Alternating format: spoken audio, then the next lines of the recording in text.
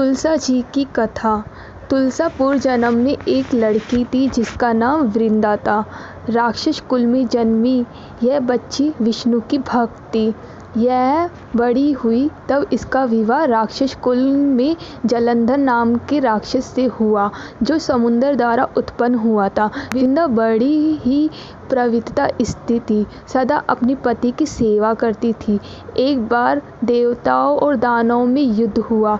जब जलंधर युद्ध पर जाने लगा तो वृंदा ने कहा, स्वामी आप युद्ध पर जाएं, आप जब तक युद्ध करेंगे मैं पूजा में बैठकर आपकी जीत का अनुसंधान करूंगी। जब तक आप नहीं लौटेंगे मैं अपना संकल्प नहीं छोड़ूंगी। जलंधर तो युद्ध पर चला गया और वृंदा व्रत का संकल्प लेकर पूजा में बैठ गई।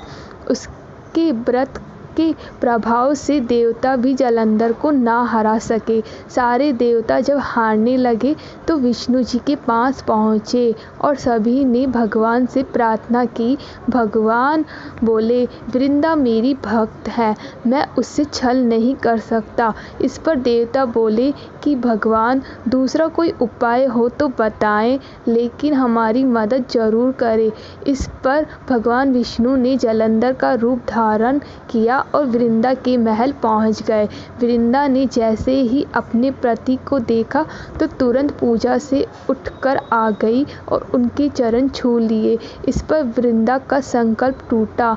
उधर युद्ध में देवता ने जलंधर को मार दिया और उसका शीश कटकर अलग हो गया। जलंधर का कटा हुआ शीश महल में आकर गिर गया। वृंदा ने आश्चर्य से भगवान की ओर देखा जिससे जलंधर का रूप धारण कर रखा था। इस पर भगवान विष्णु अपने रूप में आए और कुछ न बोल सके। वृंदा ने कुलपति होकर भगवान को श्राप दिया और पत्थर के हो जाओ। इसके चलते भगवान तुरंत ही पत्थर के हो गए। सभी देवता में हाहाकार मच गया। देवता की प्रार्थना के बाद वृंदा ने अपना श्राप वापस ले लिया। इसके बाद वह अपने पति का सिर लेकर सती हो गई। उसकी राख से एक पौधा निकला। तब विष्णु जी ने उस पौधे का नाम तुलसी रख दिया और कहा कि मैं इस पत्थर रूपी में ही रहूँगा, जिसे शीलाग्राम के नाम से तुलसी जी के साथ ही पूजा जाएगा। इतना ही नहीं, उन्होंने कहा कि किसी भी शुभ कार्य में बिना तुलसा जी के भोग से पहले कुछ भी स्वीकार नहीं करूँगा।